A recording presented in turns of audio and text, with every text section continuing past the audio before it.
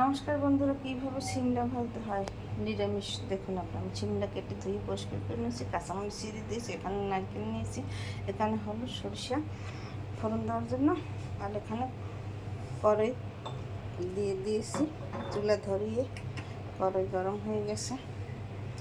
এখন কড়াইতে 1 টেবিল চামচ তেল দিয়ে দিলাম, তেলের মধ্যে সরিষা ফোড়ন দিয়ে দিলাম, নারকেল দিয়ে দিলাম, তেলে ভেজে নেব।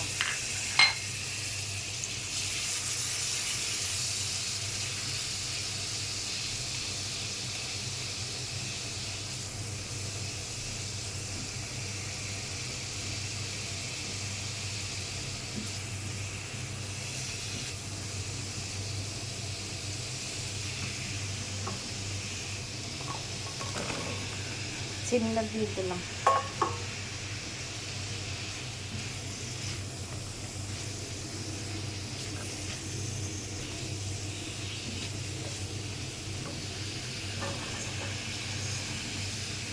আদা চামচ লবণ দিয়ে দিলাম,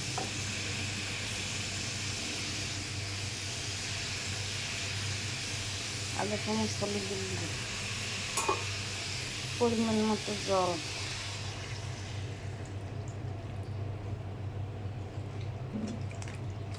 এখন ঢাকনা দিয়ে ঢেকে দেব।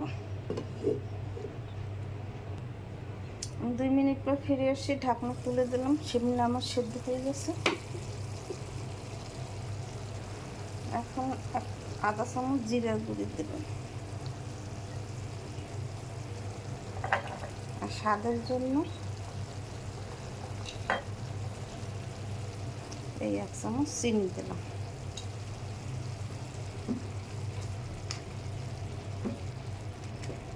এখন আবার ঢাকনা দিয়ে ঢেকে দেবো কিছু সময়। ঢাকনা তুলে দিলাম।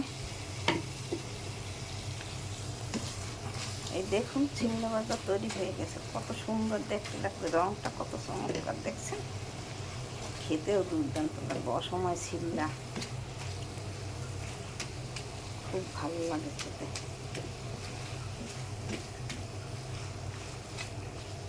আমার সিমলা ভাজা তৈরি হয়ে গেছে। আপনারা এইভাবে সিমলা ভাজা তৈরি করে খেয়ে দেখবেন, খেতে অনেক সুস্বাদু লাগবে।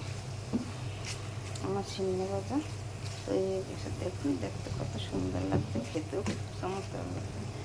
আমার চ্যানেলটিকে লাইক কমেন্ট শেয়ার করে পাশে থাকবেন। ধন্যবাদ।